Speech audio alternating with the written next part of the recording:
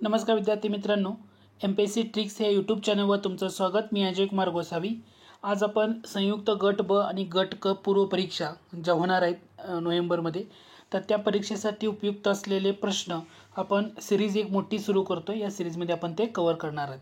दररोज थोडे थोडे प्रश्न आपण त्या संदर्भात कव्हर करणार आहे, ज्याचा उपयोग तुम्हाला येणाऱ्या त्याच परीक्षेसाठी नक्की होईल. दुसरं म्हणजे तुम्ही जर आपलं यूट्यूब चॅनलला सबस्क्राईब केलं नसेल तर ते नक्की करा. अँड्रॉइड ॲप्लिकेशन आपलं डाउनलोड केलं नसेल तर ते नक्की करा. वेगवेगळे कोर्सेस तुम्हाला तिथं पाहायला मिळतील. ते ॲप्लिकेशन डाउनलोड करण्यासाठी डिस्क्रिप्शन बॉक्समध्ये लिंक दिले, त्या ठिकाणी जाऊन तुम्ही ते डाउनलोड करू शकता. तर आज आपण वेळ न दौडता आपल्या लेक्चरला सुरुवात करूया. आपला आजचा पहिला प्रश्न आहे तो म्हणजे बॉम्बे असोसिएशन या महाराष्ट्रातील पहिल्या राजकीय संस्थेची स्थापना कोणी केली? बॉम्बे असोसिएशन या संस्थेची स्थापना कोणी केली? ऑप्शनमध्ये बघा, तुम्हाला लक्षात येईल. तर आता दादाबाई नौरोजी, न्यायमूर्ती रानडे, फिरोजशाह मेहता, जगन्नाथ शंकर शेट. याचं करेक्ट आन्सर येतं ते म्हणजे जगन्नाथ शंकर शेट यांनी बॉम्बे असोसिएशन या संस्थेची स्थापना केली. या संस्थेची स्थापना केव्हा करण्यात आली? तारीख लक्षात ठेवा. ती तारीख आहे 26 ऑगस्ट 1852. तारीख काय आहे? 26 ऑगस्ट 1852. जगन्नाथ शंकर शेट किंवा त्यांना आपण नाना म्हणतो, नाना शंकर शेट म्हणून ओळखले जातात, की मुंबईमधले एक प्रसिद्ध व्यापारी आहेत, शिक्षण तज्ज्ञ म्हणून सुद्धा त्यांना ओळखलं जातं. बॉम्बे असोसिएशन ही महाराष्ट्रातली पहिली राजकीय संस्था. या संस्थेचा उद्देश काय आहे? तर भारतीयांच्या ज्या समस्या असतील किंवा मागण्या असतील तर त्या सनदशीर मार्गानं ब्रिटिश सरकारपर्यंत पोहोचवायचं, हे महत्त्वाचं काम या संस्थेचं होतं. आता या संस्थेच्या संदर्भामध्ये आणखी एक सदस्य येतात, ते म्हणजे दादाबाई नौरोजी. दादाबाई नौरोजी सुद्धा या संस्थेच्या सदस्यांमध्ये तुम्हाला पाहायला मिळतील. तर लक्षात ठेवा, बॉम्बे असोसिएशन 26 ऑगस्ट 1852 हे तुमचं पाठ असणं गरजेचं आहे. जाऊया पुढच्या प्रश्नाकडं. पुढचा प्रश्न आहे, प्रश्न बघा, गोदावरी नदीचा उगम महाराष्ट्रातल्या कोणत्या जिल्ह्यात होतो? आता गोदावरी, सिंपल प्रश्न आहे. गोदावरी नदीचा उगम महाराष्ट्रातल्या कोणत्या जिल्ह्यात होतो? याचं अचूक उत्तर काय असणार आहे? ऑप्शन सी, नाशिक जिल्ह्यामध्ये गोदावरी नदीचा उगम होतो. नाशिक जिल्ह्यामध्ये. ठीक आहे. बरं, दक्षिण भारतातली सगळ्यात मोठी नदी आहे म्हणून याला दक्षिण गंगा या नावानं ओळखलं जातं. गोदावरीला दक्षिण गंगा. गोदावरी नदीचा उगम नाशिक जिल्ह्यामध्ये होतो, मान्य, पण कोणत्या पर्वतावर? ब्रह्मगिरी पर्वतावर. ते कुठे येतं? त्र्यंबकेश्वर जवळ. म्हणजे त्र्यंबकेश्वर जवळच्या ब्रह्मगिरी पर्वतावर उगम होतो. महाराष्ट्रात उगम होतोय, तेलंगणामध्ये, आंध्र प्रदेश राज्यामध्ये वाहत जाऊन शेवटी बंगालच्या उपसागराला मिळते. प्रवरा, मग त्यानंतर पूर्णा, मांजरा, वैनगंगा, पैनगंगा, गोदावरीच्या काही प्रमुख उपनदी आहेत की जे तुम्हाला सांगता येतील. जाऊया पुढच्या प्रश्नाकडं. पुढचा प्रश्न आहे, भारतीय राज्यघटनेनुसार मूलभूत हक्कांचे संरक्षण करण्याची जबाबदारी कोणावर आहे? संसद, राष्ट्रपती, पंतप्रधान की सर्वोच्च न्यायालय? मूलभूत हक्कांचे संरक्षण करण्याची जबाबदारी. आता भारतीय राज्यघटनेतलं याचं करेक्ट आन्सर येतं सर्वोच्च न्यायालय. कसं काय? तर भारतीय राज्यघटनेतलं कलम 32 नुसार कोणताही नागरिक थेट सर्वोच्च न्यायालयामध्ये दाद मागू शकतो, कारण सर्वोच्च न्यायालय हे नागरिकांच्या मूलभूत हक्काचं संरक्षक म्हणून काम त्या ठिकाणी करत असतं. मूलभूत हक्काची अंमलबजावणी करायची आहे, मग न्यायालयामध्ये कोणते ऑप्शन आहेत? हेबियस कॉर्पस, मॅन्डमस, प्रोहिबिशन, कोवरेंट, असे वेगवेगळे आदेश आहेत की जे जारी करू शकतं. तर मूलभूत हक्कांचं संरक्षण करण्याची जबाबदारी म्हटलं तर सर्वोच्च न्यायालय. आता हे लक्षात घ्या. ठीक आहे. पुढच्या प्रश्नाकडे जाऊया. प्रश्न क्रमांक 4, सुधारक हे वृत्तपत्र कोणी सुरू केलं? सुधारक म्हटल्यानंतर तुम्हाला बघायची काही गरज नाहीये. सुधारक म्हटलं तर गोपाळ गणेश आगरकर यांनी सुरू केलेलं होतं. केसरी, अगोदर केसरीमध्ये ते काम करत होते. लोकमान्य टिळकांनी जेव्हा 1881 मध्ये केसरीची स्थापना केली तर केसरीमध्ये ते मराठी विभागाचं काम गोपाळ गणेश आगरकर बघत होते. त्यांच्यामध्ये परत मतभेद झाले, वैचारिक मतभेद. त्याच्यामुळे त्यांनी केसरी वृत्तपत्र सोडलं आणि सुधारक सुरू केलं 1888. सुधारक कधी सुरू केलं असं जेव्हा तुम्हाला विचारलं जाईल तेव्हा ते तारीख लक्षात घ्या. 1888 मध्ये सुधारक त्यांनी सुरू केलेलं होतं. या वृत्तपत्रातून कशावर त्यांनी फोकस केला? एक तर स्त्री शिक्षण, व्यक्ती स्वातंत्र्य, सामाजिक समता आणि बुद्धिप्रामाण्यवाद या मूल्यांचा पुरस्कार त्यांनी या वृत्तपत्रामधून केला. सामाजिक सुधारणांना राजकीय स्वातंत्र्यापेक्षा जास्त महत्त्व त्यांनी दिलं. समाजातल्या अनिष्ट रूढी परंपरा असतील त्याच्यावर टीका त्यांनी केलेल्या पाहायला मिळते. जाऊया पुढच्या प्रश्नाकडं. प्रश्न क्रमांक 5, महाराष्ट्रातल्या कोणत्या जिल्ह्याला तांदळाचे कोठार म्हणून ओळखले जाते? काय विचारले बघा, तांदळाचे कोठार म्हटले जातं. ऑप्शनमध्ये कोल्हापूर, रत्नागिरी, गोंदिया आणि रायगड. आता ऑप्शन जर बघितलं तर तुम्हाला लक्षात यायला पाहिजे पर्याय क्रमांक 4 हे तुमचं करेक्ट आन्सर असणार आहे. कारण रायगड जिल्ह्यामध्ये विशेषतः जो सपाट आणि सुपीक प्रदेश आहे त्यामुळं महाराष्ट्राचे तांदळाचे कोठार, कारण जे प्रकारचं हवामान पाहिजे, पाणी पाहिजे भात शेतीसाठी, ते तुम्हाला रायगडमध्ये मोठ्या प्रमाणात पाहायला मिळतं. कोकण विभागातल्या सर्व जिल्ह्यांमध्ये सुद्धा भाताचं उत्पादन होतं, पण तुम्हाला अग्रेसर कोणता असेल यामध्ये अग्रेसर कोणता असेल तर ते आहे रायगड. कोणता आहे? रायगड. हे इथं लक्षात घ्या. पुढचा प्रश्न आहे, राज्य धोरणाची मार्गदर्शक तत्वे म्हणजे directive principle of state policy ही संकल्पना भारतीय राज्यघटनेत कोणत्या देशाच्या राज्यघटनेवरून घेण्यात आली? अमेरिका, ब्रिटन, आयर्लंड आणि कॅनडा असे तुम्हाला देश या ठिकाणी दिलेले आहेत. ऑब्विसली एकदम सिंपलचा घटक आहे की तुम्हाला याचं करेक्ट आन्सर माहीत असायला पाहिजे. याचं करेक्ट आन्सर येतं आयर्लंड. मार्गदर्शक तत्वे कुठून घेतली? आयर्लंड. पण मार्गदर्शक तत्वे असं जर म्हटलं, भारतीय राज्यघटनेमध्ये मार्गदर्शक तत्वांचं कोणत्या भागामध्ये समावेश आहे? तर मार्गदर्शक तत्व भाग 4 आणि त्यामध्ये आर्टिकल कोणते येतात? तर आर्टिकल 36 पासून आर्टिकल 51 पर्यंत येतात, जी मार्गदर्शक तत्वाच्या संदर्भामध्ये.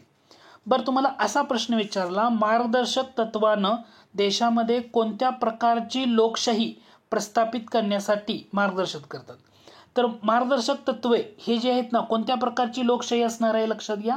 मार्गदर्शक तत्व म्हणल्यानंतर एक सामाजिक आणि आर्थिक लोकशाही हे दोन घटक लक्षात घ्या. एमपीएससीने याच्यावर प्रश्न विचारलाय. प्रश्न असा विचारला होता, मार्गदर्शक तत्व देशामध्ये कोणत्या प्रकारची लोकशाही प्रस्थापित करण्यासाठी मार्गदर्शन करतात? तर कोणत्या असणार आहे? तर एक तर म्हणजे तुमची सामाजिक लोकशाही आणि आर्थिक लोकशाही हे तुम्हाला माहीत असणं गरजेचं आहे ना. आपण ही संकल्पना आयर्लंडच्या राज्यघटनेमधनं घेतली.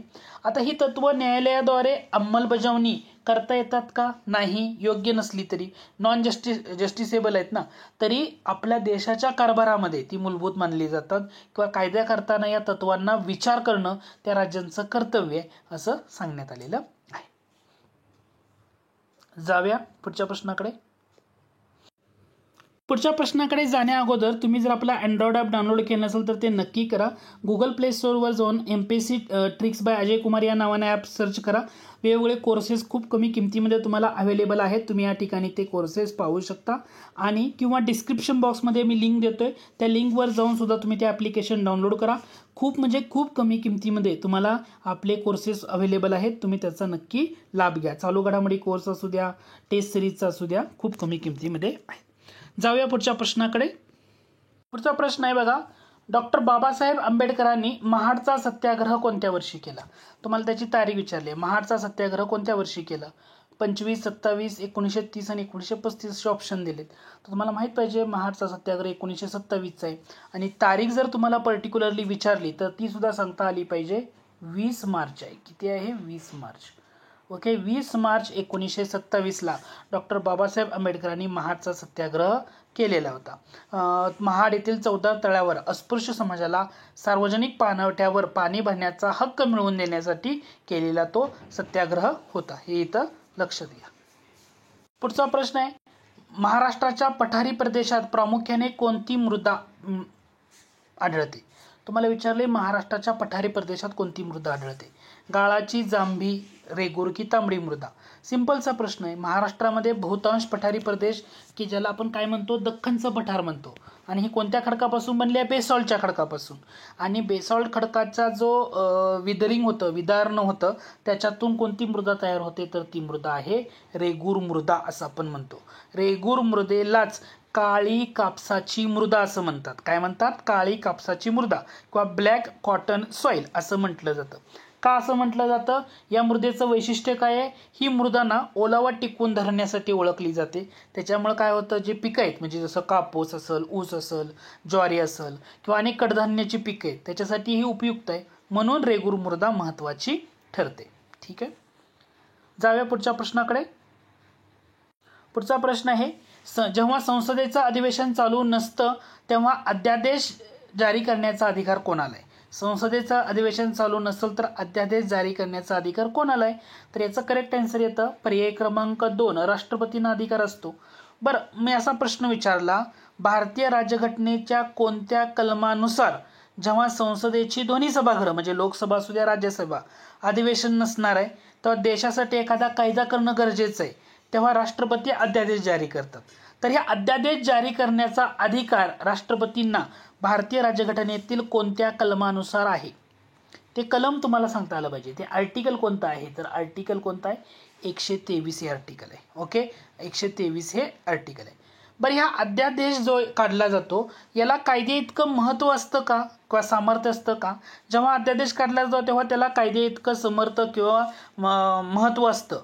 मात्र जेव्हा संसदेचं अधिवेशन पुन्हा सुरू होईल ना तर त्याला किती आठवड्याच्या आत संसदेची मंजुरी मिळणं आवश्यक असतं? 6 आठवड्याच्या आत.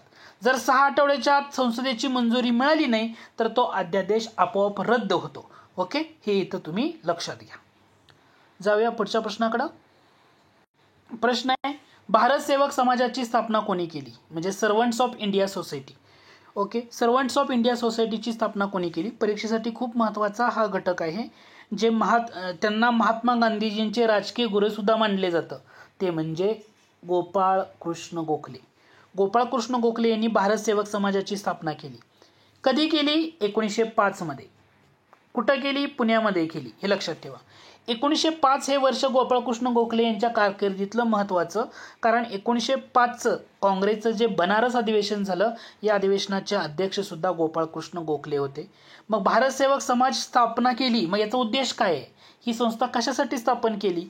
तर याचा उद्देश होता निस्वार्थपणे देशाची सेवा करायची आणि त्याच्यासाठी सामाजिक कार्यामध्ये स्वतःला त्यामध्ये वाहून घेणं. यासाठी जे तरुण आहेत ना या तरुण पिढीला प्रशिक्षित करणं हे महत्त्वाचं काम हा सोसायटी करत होती. म्हणजे कसं, तर देशसेवा करायची आहे, मग देशसेवा करायची म्हणजे सामाजिक कार्य करावं लागेल आणि मग हे सामाजिक कार्यामध्ये स्वतःला वाहून घेण्यासाठी जे तरुण आहेत या तरुणांना प्रशिक्षण देणं हे काम हे भारत सेवक समाजाचं करत होतं. या सोसायटीनं खूप महत्त्वाचं काम केले. म्हणजे तुम्ही बघा, शिक्षण क्षेत्र असू द्या, आरोग्य क्षेत्र असू द्या, सामाजिक सुधारणा क्षेत्र असू द्या, भारतीय आपल्या इतिहासामध्ये याचं योगदान मोठं आहे. जाऊया पुढच्या प्रश्नाकडं. पुढचा प्रश्न आहे, महाराष्ट्रातील खालीलपैकी कोणते शिखर महाराष्ट्राचे एव्हरेस्ट म्हणून ओळखलं जातं? आता बघा, महाराष्ट्राचे एव्हरेस्ट सगळ्यात उंच कोणतं आहे? कळसुबाई. ओके, कळसुबाई. मग एवढ्यावर थांबायचं नाही. तुम्हाला असा प्रश्न विचारला, कळसुबाई या शिखराची समुद्र सपाटीपासूनची उंची सुमारे किती मीटर आहे? मीटर म्हटलं तर तुमचं उत्तर पाहिजे 1646 मीटर आहे. कळसुबाई नंतर हे शिखर कुठं पाहायला मिळतं? तर हे सह्याद्री पर्वतरांगेत अहमदनगर जिल्ह्यामध्ये तुम्हाला हे पाहायला मिळतं आणि याची उंची सर्वाधिक जास्त असल्यामुळं याला महाराष्ट्राचं एव्हरेस्ट असं म्हटलं जातं. जाऊया पुढच्या प्रश्नाकडे. भारतामध्ये पंचायत राज प्रणालीची सुरुवात करणारी पहिली 2 राज्य कोणती विचारलेली आहेत? आता पंचायत राज प्रणाली भारतात सुरू करणार महाराष्ट्र, गुजरात, राजस्थान, आंध्र, बिहार, उत्तर प्रदेश का तमिळनाडू, केरळ? तर याचं करेक्ट आन्सर काय असणार आहे? पर्याय क्रमांक 2 म्हणजे राजस्थान आणि आंध्र प्रदेश ह्या 2 राज्यांमध्ये सुरू करण्यात आली. मग तुम्हाला असं विचारलं, औपचारिक सुरुवात पंतप्रधान जवाहरलाल नेहरू यांच्या हस्ते केव्हा करण्यात आली? तर हे तारीख येते 2 ऑक्टोबर 1959. लक्षात येते का? 2 ऑक्टोबर 1959 रोजी भारतामध्ये पंचायत राज प्रणालीची औपचारिक सुरुवात झाली. त्यावेळेचे तत्कालीन पंतप्रधान होते पंडित जवाहरलाल नेहरू यांच्या हस्ते. कुठं करण्यात आली? राजस्थानमधला एक जिल्हा आहे, त्या जिल्ह्याचं नाव आहे नागौर जिल्हा. राजस्थानमधला कोणता जिल्हा आहे? नागौर जिल्ह्यामध्ये याची सुरुवात करण्यात आली. त्यानंतर आंध्र प्रदेशनं स्वीकार केला आणि ते दुसरं राज्य ठरलं. त्यानंतर मग 73वी घटना दुरुस्ती आली 1992ला आणि पंचायत राज संस्थांना घटनात्मक दर्जा दिला. स्थानिक स्वराज्य संस्थांना अधिक अधिकार मिळाले. तर हा घटक लक्षात ठेवा. पर्याय क्रमांक 2 हे तुमचं अचूक उत्तर या ठिकाणी असणार आहे. जाऊया पुढच्या प्रश्नाकडे. प्रश्नाकडे जाण्या अगोदर तुम्हाला जर आपले प्रश्न कसे वाटतायत, काय तुमचं ज्या तुमचे जे काही सजेशन असतील तर ते कमेंट बॉक्समध्ये नक्की द्या, म्हणजे त्यानुसार आपल्याला काम करता येईल. प्रश्न बघा, जहाल आणि मवाळ यांच्यातील मतभेद कोणत्या अधिवेशनात विकोपाला जाऊन काँग्रेसमधले पहिली फूट पडली? आता जहाल आणि मवाळ यांच्यामधला जो फुटीचा घटक आहे तर ते सुरत अधिवेशन 1907चं या अधिवेशनामुळं, हे लक्षात ठेवा. सुरत अधिवेशन कशामुळे गाजलं तर अध्यक्षपदाच्या निवडणुकीवरनं. आणि दुसरं म्हणजे जे चतुसूत्री होती, चतुसूत्री म्हणजे कोणती? स्वदेशी, बहिष्कार, राष्ट्रीय शिक्षण आणि स्वराज. हे जे ठराव होता ना की कशाला महत्त्व द्यायचं याच्यावरनं जहाल आणि मवाळ या गटामधलं मतभेद टोकाला गेले आणि काँग्रेसमध्ये फूट पडली. लोकमान्य टिळक जहाल गटाचे प्रमुख नेते बनले, तर मवाळ गटामध्ये गोपाळकृष्ण गोखले हे आघाडीचे नेते होते. तर याचं करेक्ट आन्सर पर्याय क्रमांक 3 सुरत अधिवेशन. आणि कोणत्या अधिवेशनामध्ये हे दोघं एकत्र आले किंवा लखनौ म्हणतो ते 1916चा लखनौ करार. ह्या 1916चं लखनौ अधिवेशन आहे, हे महत्त्वाचं त्याच्या दृष्टीने. जाऊया पुढच्या प्रश्नाकडे. प्रश्न होता, महाराष्ट्राच्या कोणत्या प्रशासकीय विभागात सर्वात जास्त जिल्हे आहेत? जिल्ह्यावरनं तुम्हाला विचारलेलं आहे. तर कोणता प्रशासकीय विभाग असणार आहे? पुणे, नाशिक, नागपूर, औरंगाबाद किंवा त्याला आता छत्रपती संभाजीनगर म्हणतो. तर याचं उत्तर हेच असणार आहे, छत्रपती संभाजीनगर. कारण तुम्हाला एक घटक लक्षात घ्या, जिल्हे विचारलेले आहेत प्रशासकीय विभागामध्ये. ओके, तर महाराष्ट्र राज्य एकूण 6 प्रशासकीय विभाग आहेत. महाराष्ट्रातले प्रशासकीय विभाग किती आहेत? 6. त्याच्यामध्ये औरंगाबाद किंवा आताचं छत्रपती संभाजीनगर 8 जिल्हे तुम्हाला पाहायला मिळतील. नागपूरमध्ये 5 आहेत, पुण्यामध्ये 6 आहेत, नागपूरमध्ये, पुण्यामध्ये 5 आहेत, नाशिकमध्ये 5 जिल्हे आहेत.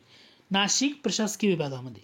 तर आता इथं उत्तर असणार आहे, अचूक उत्तर औरंगाबाद. ठीक आहे, पुढच्या प्रश्नाकडे जाऊया. पुढचा प्रश्न आहे, भारतीय राज्यघटनेतील कोणत्या कलमान्वये राष्ट्रपती राजवट लागू केली जाते?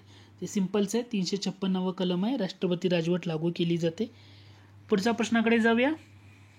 सत्यशोधक समाजाची स्थापना कोणी केली आणि कोणत्या तारखेला झाली? तारीख तुम्हाला सांगण्यासाठी हा प्रश्न घेतलाय आपण इथं. तर याचं करेक्ट आन्सर असणार आहे महात्मा ज्योतिबा फुले, कारण सगळ्यांना ते उत्तर देता येईल. पण तारीख जर विचारली तर ते सांगता यायला हवी. 24 सप्टेंबर किती आहे? 1873. 1873 सत्यशोधक समाजाची स्थापना पुण्या या ठिकाणी करण्यात आली होती. बहुजन समाजाला जे धार्मिक आणि सामाजिक गुलामगिरी आहे त्याच्यातून मुक्त करणं, शिक्षणाचा प्रसार करणं आणि जे सामाजिक विषमता आहे त्याच्याविरुद्ध आवाज उठवणं, ही महत्त्वाची उद्दिष्ट यामध्ये पाहायला मिळतात. जाऊया पुढच्या प्रश्नाकडे. प्रश्न क्रमांक 17, महाराष्ट्रातील अनेक गरम पाण्याचे झरे कोणत्या जिल्ह्यामध्ये आहेत? तुम्हाला असं दिले की अनेक गरम पाण्याचे झरे दिलेल्या ऑप्शन्सपैकी कोणत्या जिल्ह्यामध्ये जास्त पाहायला मिळतील असं विचारले. पुणे, सातारा, रायगड आणि बीड. तर तुम्हाला रायगड माहीत पाहिजे, कारण रायगड जिल्ह्यामधलं उन्हेवरे, वज्रेश्वरी, ठाण्यामधलं वज्रेश्वरी आहे, अकलोली आहे, पण रायगड जिल्ह्यामधलं तुम्हाला जास्त करून पाहायला मिळतं ते म्हणजे उन्हेवरे हा जो धबधबा आहे. कारण बाकी गरम पाण्याचं झरं, तर हे रायगड उत्तर असणार आहे. महाराष्ट्राचा कोकण किनारपट्टीमध्ये बघा, रायगड आणि ठाणे जिल्ह्यामध्ये ना ज्या भूगर्भीय हालचाली झाल्या त्याच्यामुळं गरम पाण्याचे झरे तुम्हाला जास्त पाहायला मिळतात. रायगडमधलं उन्हेवरे हे नाव लक्षात ठेवा आणि वज्रेश्वरी ठाणे जिल्ह्यातलं, ते पण महत्त्वाचं आहे. ओके, पुढच्या प्रश्नाकडे जाण्या अगोदर तुम्ही जर आपला अँड्रॉइड ॲप डाउनलोड केलं असेल तर ते नक्की करा, कारण या ठिकाणी चालू घडामोडी 2025चा कोर्स आपला आलेला आहे. टॉपिकनुसार प्रश्नोत्तरे त्यामध्ये पाहायला मिळतील. या कोर्समध्ये 149 रुपये, 1.5 वर्ष कालावधी आहे. प्रत्येक लेक्चर किती वेळा पाहता येईल, प्रश्नोत्तराच्या स्वरूपामध्ये आपण तो सगळा घटक कव्हर करतोय. तुम्हाला ते लेक्चर किती वेळा पाहता येईल आणि फक्त 149 रुपये फी आहे. तर हे कोर्स डाउनलोड करण्यासाठी तुम्हाला ॲप्लिकेशन डाउनलोड करावं लागेल आणि ते ॲप्लिकेशन डाउनलोड करण्याची लिंक डिस्क्रिप्शन बॉक्समध्ये देतोय, त्या ठिकाणी जाऊन तुम्ही ते डाउनलोड करा. पुढचा प्रश्न आहे, संसदेच्या दोन्ही सभागृहाचं संयुक्त अधिवेशन बोलवण्याचा अधिकार कोणाला आहे? तर जॉईंट सिटिंग, तर हे राष्ट्रपतींना अधिकार असतात, लक्षात ठेवा. संसदेच्या जॉईंट सिटिंग बोलवण्याचे अधिकार दोन्ही सभागृह म्हणजे राज्यसभा आणि लोकसभा. ठीक आहे. भारतीय राज्यघटनेच्या कोणत्या कलमानुसार हे संयुक्त अधिवेशन राष्ट्रपती संसदेचं बोलवू शकतात? तर त्या आर्टिकल तुम्हाला सांगता आलं पाहिजे. आर्टिकल असणार आहे 108 नंबरचं आर्टिकल. कोणतं आर्टिकल? 108 नंबरचं आर्टिकल. आता हे अधिवेशन बोलवू कोण शकतं? राष्ट्रपती शकतात. परंतु हे अधिवेशन जर बोलवलं तर त्याचं अध्यक्षपद कोण भूषवणार आहेत? तर त्याचं अध्यक्षपद लोकसभा अध्यक्ष जे आहेत ना ते भूषवणार आहेत. म्हणजे अधिवेशन बोलवण्याचा अधिकार राष्ट्रपतींना आहे, परंतु त्याचं अध्यक्षपद कोण भूषवणार आहे? लोकसभेचे अध्यक्ष त्याचे अध्यक्षस्थान बसवणार आहेत. हा घटक इथं लक्षात घ्या. ठीक आहे.